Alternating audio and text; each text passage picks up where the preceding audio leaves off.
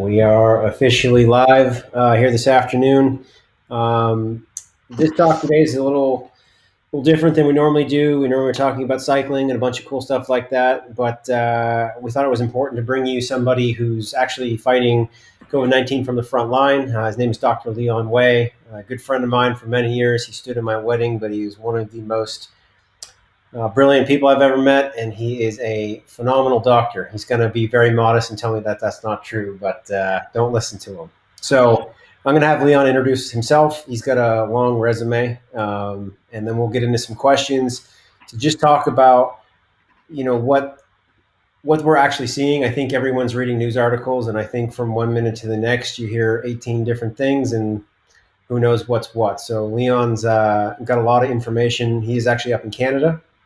He is working with some of the, he'll explain this himself, but some of the people who are working directly with the public health in Canada. So they're getting a lot of information firsthand. And so we want to share that with you guys today. So Leon, go ahead and introduce yourself. All right. Well, thanks for having me. Yeah, some of that's true, some not so much. But so I'm a general practitioner up here in Winnipeg, Manitoba, Canada. Trained in the United States. I got a PhD in microbiology. I do mostly general practice and obstetrical health, but I do work emerge, and that's where I'm currently being pulled to. This COVID crisis has dramatically changed how we're living our lives in 2020, and I think that's a pretty big deal. So none of my lifetime have I experienced this. We had a little bit of this SARS stuff in 2009, but this is our first true global pandemic in some time. So there's a lot of changes that have happened and that are still going to happen here. So yeah, we're seeing a big shift in how we practice healthcare and how we live our lives right now. So right on. So, I think there's obviously everyone knows that we need to be washing our hands. We need to be social distancing, and there's all kinds of rumors about this thing is airborne and how long is it airborne? Does it stay on surfaces? Certain things like that. So can you talk just a little bit about what you know from fact, Sure, and just kind of dispel some of that and maybe some of the importance of social distancing versus... Okay. So one of the important factors I think we need to know, and we need to be a little bit understanding with our governments, Canadian, US, China, everybody, is this virus didn't exist 4 months ago.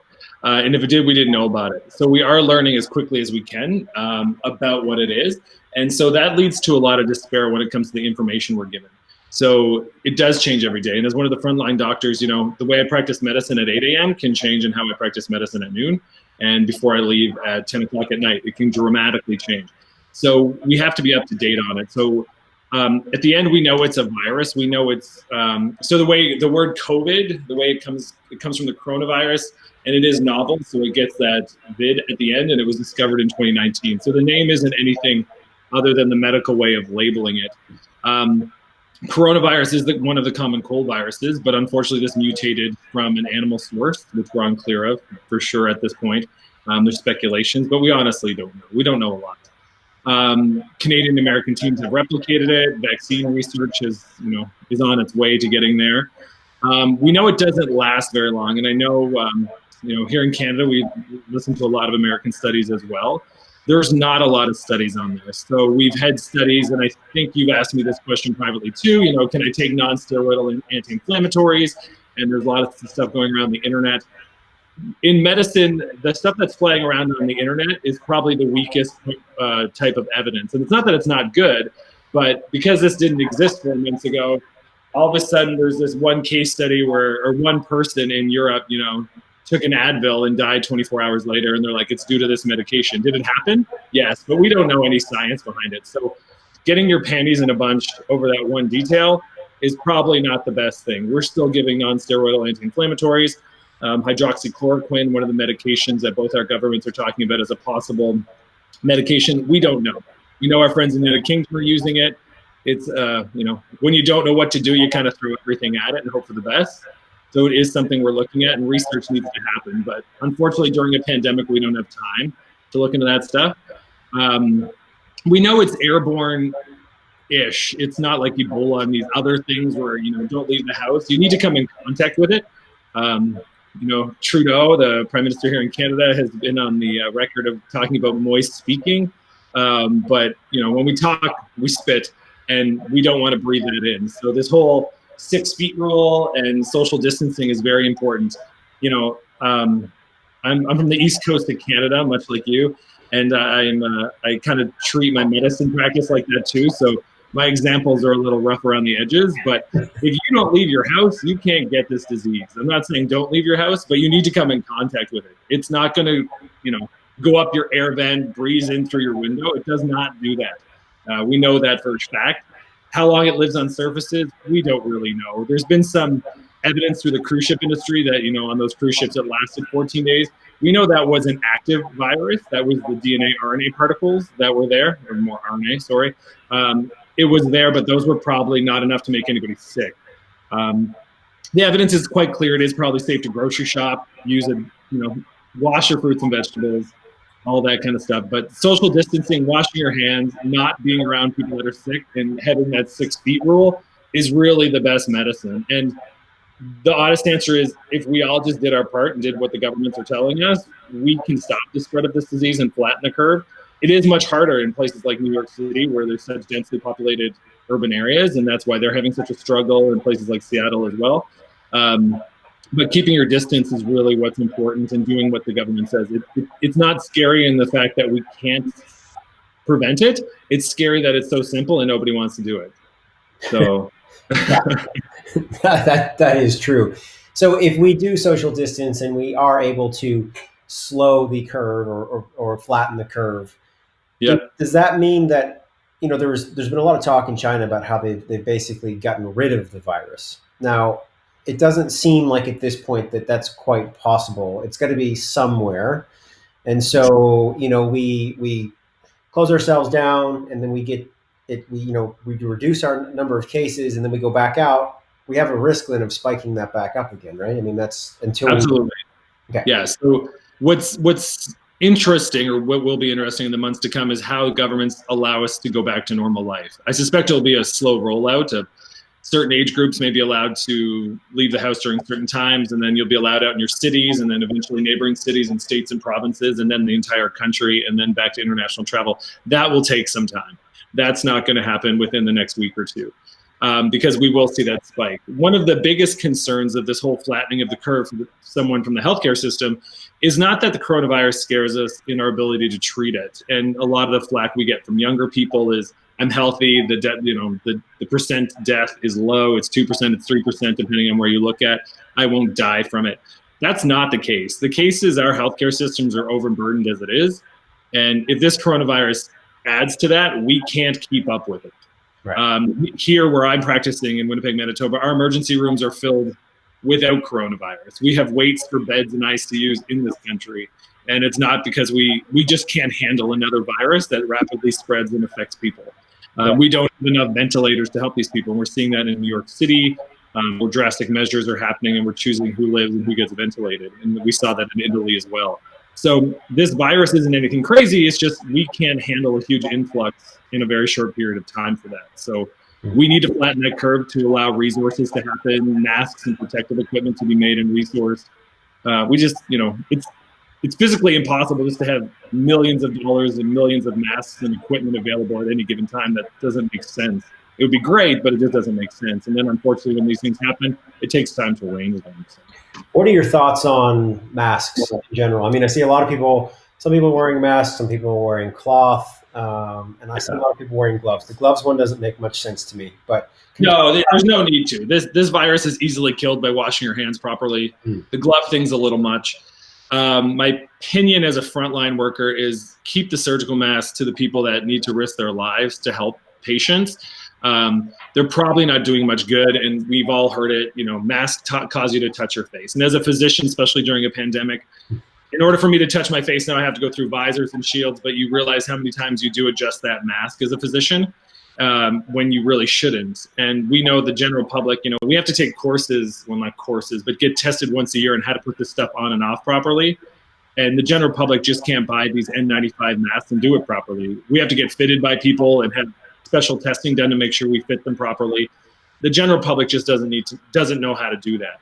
The recommendation here in Canada from Dr. Tam and the public health officials, and I suspect is somewhat going to be acceptable worldwide is to use cloth masks in the general populace.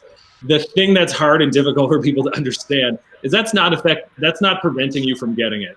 That's preventing people that have the virus and may not have symptoms yet from spreading it to other people. So when you see people wearing cloth masks and governments recommending this, it's so the person that's potentially sick doesn't spread it to the rest. So it's not pushing it into that 6-foot parameter. It's keeping it in the mask. So.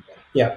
What about things like discussions of this being seasonal? Do we have any information on how this reacts to summer months versus winter months? Are we going to see a spike in the southern hemisphere and then come back in the fall? What are your thoughts there? One of the things I love you so much is you really do your research. That was a very interesting study that came out of Thailand. And it was one of the kind of studies that I like because it's so simple, it's easy. And why doesn't everybody look at it? So they looked at where it was the outbreaks were and looked at their climate. And it did looked like there was some connection to it.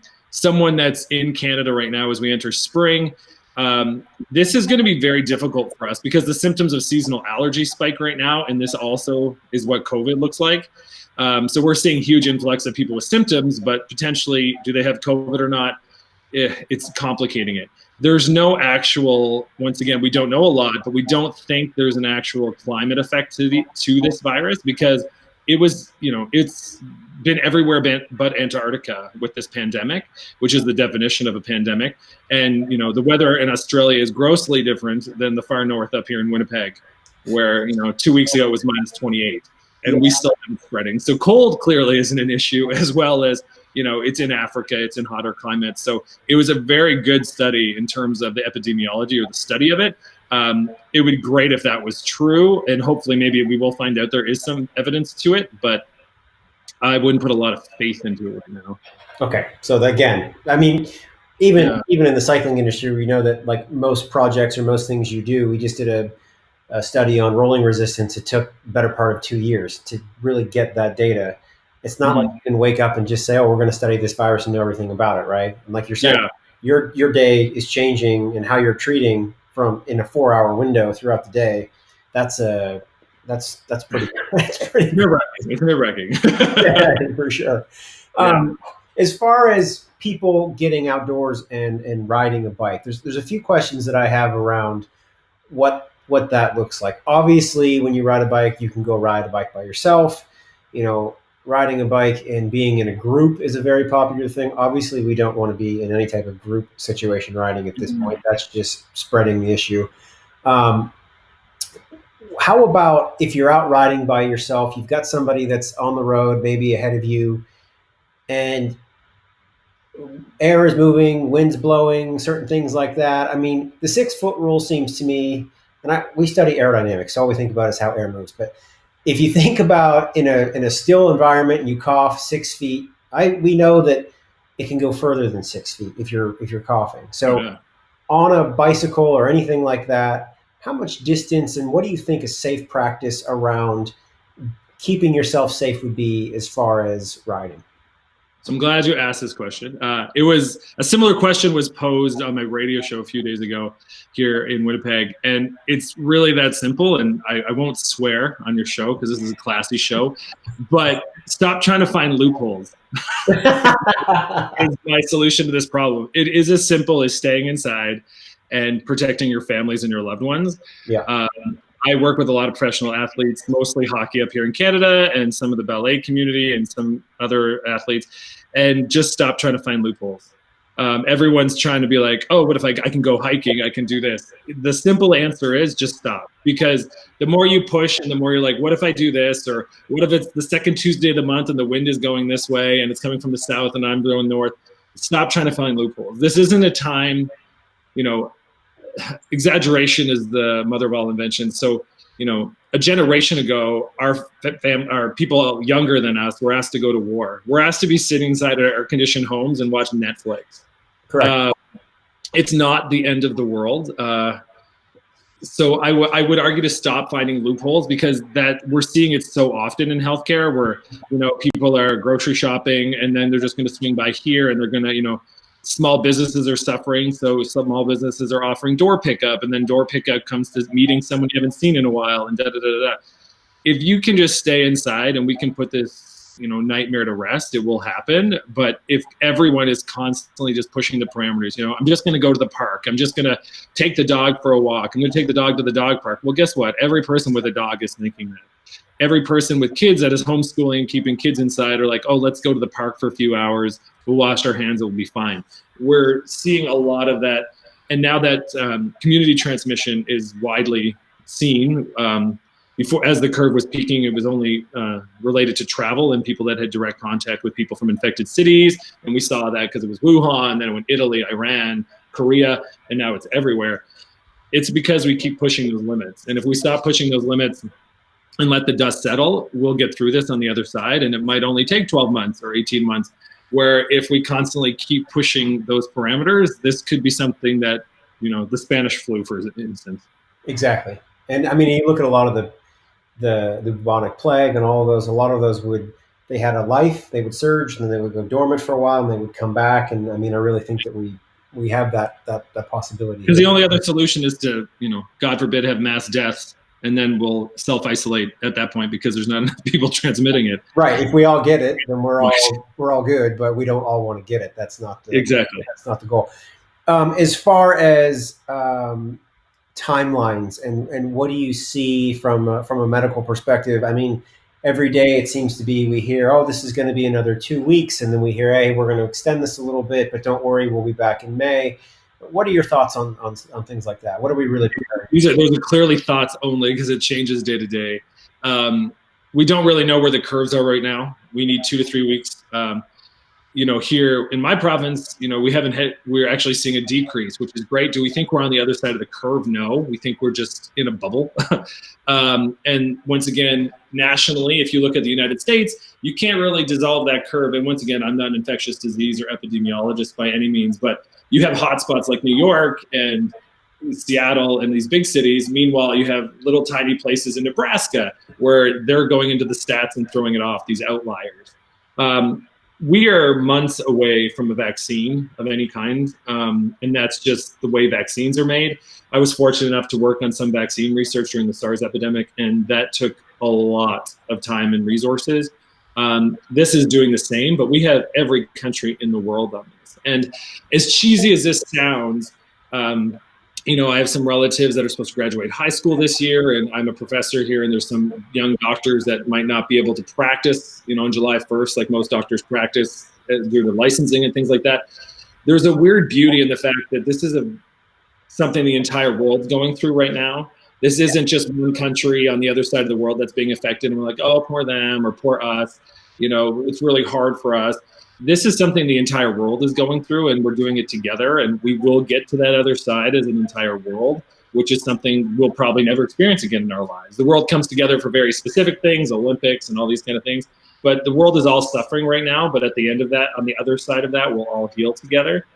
12 to 18 months before, my personal viewpoint is we will not go back to the life we had before.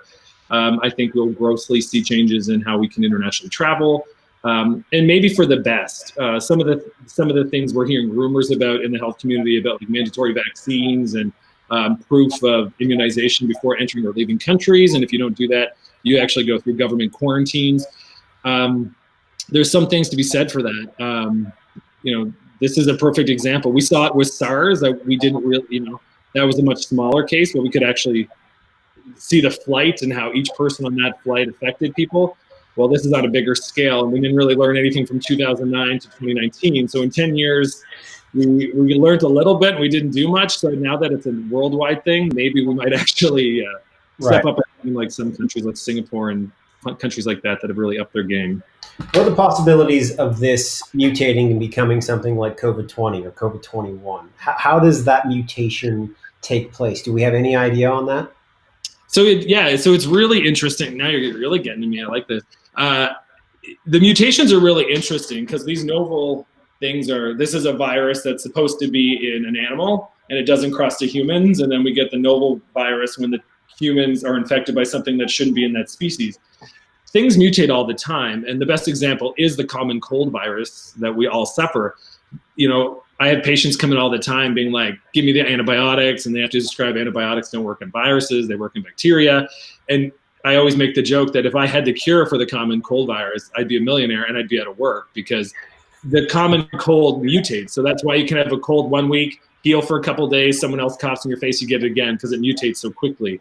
And until we understood the HIV virus in the early 1980s, that mutated so quickly that we had a hard time getting on top of that. So viruses mutate quite quickly and quite erratically. There's, and I don't know how justified they are, I'll be honest, because I have not had time to do tons of research, but, there's rumors and some news reports from pretty credible sources that, some tigers in the Bronx Zoo got it. And, so that means it jumped another species.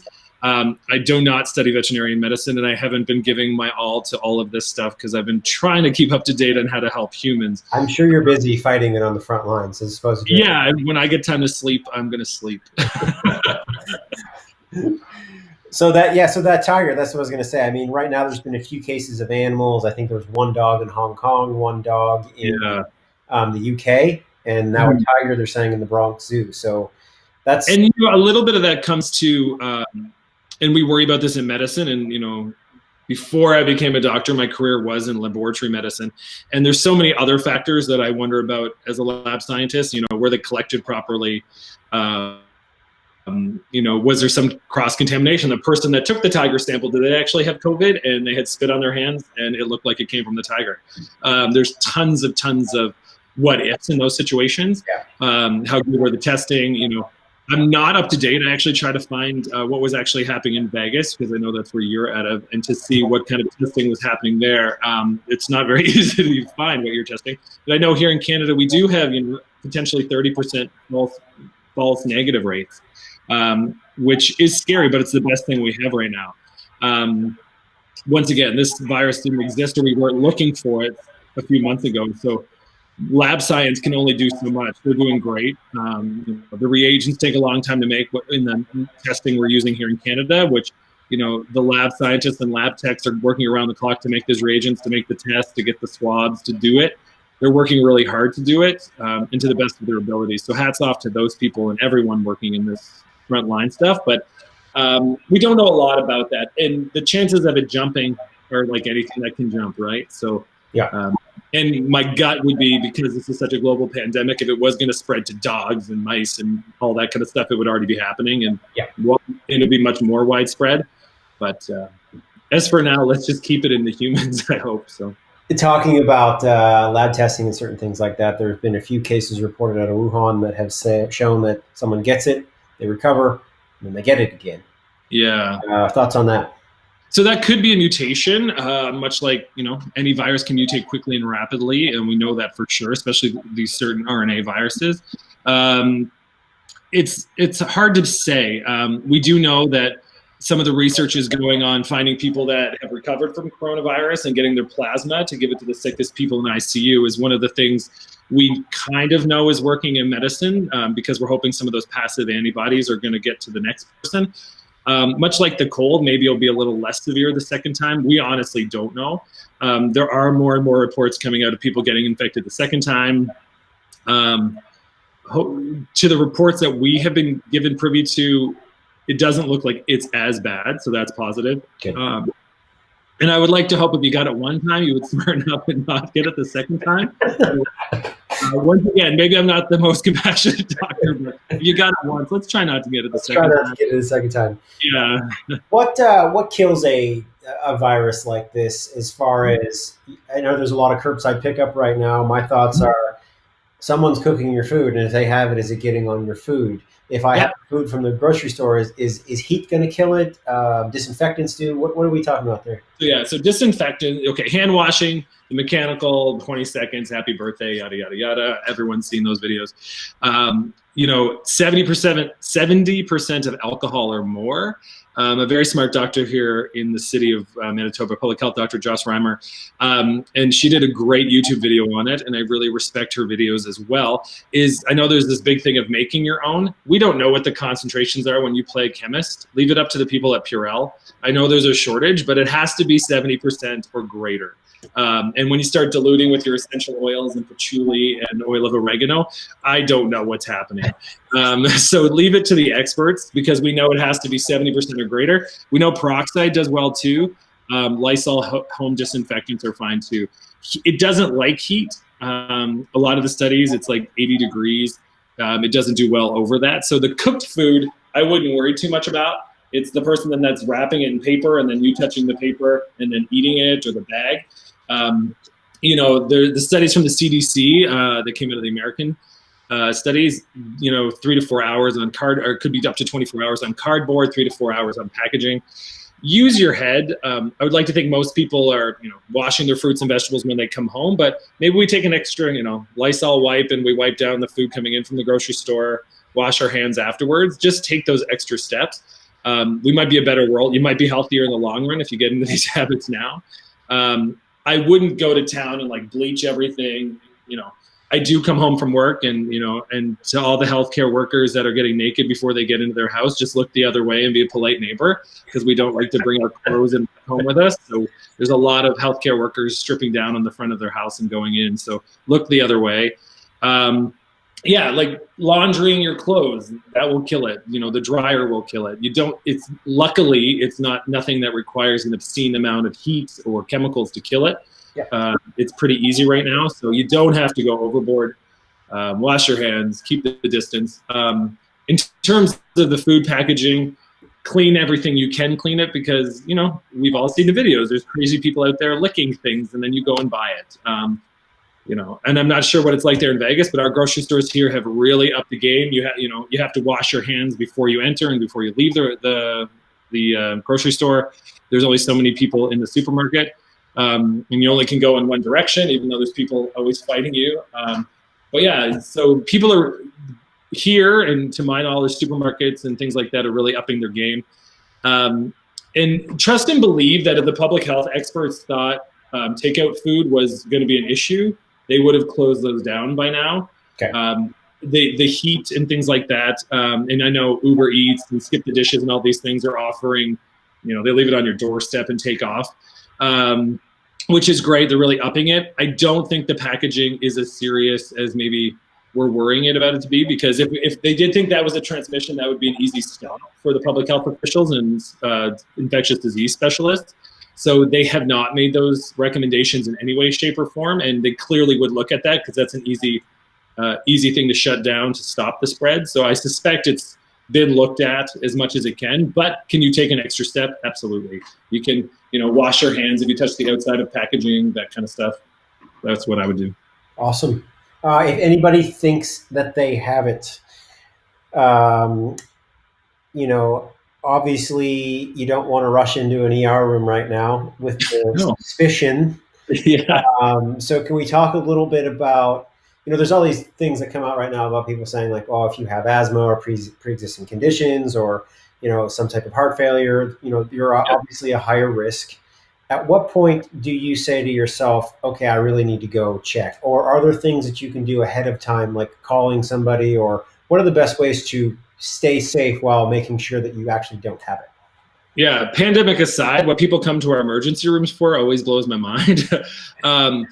If this isn't something you would call in sick for work or go to a hospital for on a good day, you don't need to be seen now. A lot of my private practice patients that had COVID, got tested, they had it, they were shocked, and 2 days later were back on their Peloton bikes competing, on Peloton. Okay. It is a mild disease for the most part. If you have symptoms that concern you, or you have other conditions with breathing or your heart or something that's concerning to you, or if you've been told by a healthcare professional, try extra hard not to catch it, my threshold to get help would be lower for sure. But if you're super healthy and you got cold-like symptoms, be responsible, stay home for 14 days, which is the incubation period of, if it's going to get worse, it's going to get worse. We know over and over from lots of countries, China, the UK, Sweden, they provide with a lot of these that day 10, this thing really gets bad. So if you get day 10, if it's going to be bad, you're going to be hospitalized, and we're going to help you breathe in some way, shape, or form. So day 10 is a very critical point for us fighting the COVID crisis. I'm going to call it a thing, but it is a crisis. So if you kind of been fighting some drippy nose and cough for 2 weeks, that's not COVID. Or if it is, it's not the serious kind. If every day you're getting progressively worse and worse, and you're like, oh, I actually feel this is not a common cold, it's probably time to go in and get tested. But if you're just feeling off, a little sore throat, maybe not the best, be responsible, stay home, isolate yourself as much as possible. And by isolation, isolation is you don't leave, you stay there. You have the worst disease of your life, you don't want to give it to everyone. Social isolation, one person from your household or civic address goes to the grocery store, they're pretty much similar. Just stay home with your loved ones. Awesome. Listen, This is awesome. A lot of the answers here have helped me for sure. I mean, I've heard so many different things they're all bits and pieces, but I hope this was very helpful to everyone else as well. So we really appreciate your time. We know you're swamped busy right now. Obviously, this is probably time you would normally be sleeping. So get some rest. We thank you for everything that you're doing, and we hope this helps, like I say, everybody else. So yeah, always a pleasure, and good luck with everything. Wash your hands, stay safe, and stay inside, more specifically. Well, thank you very much. All right, take care, buddy.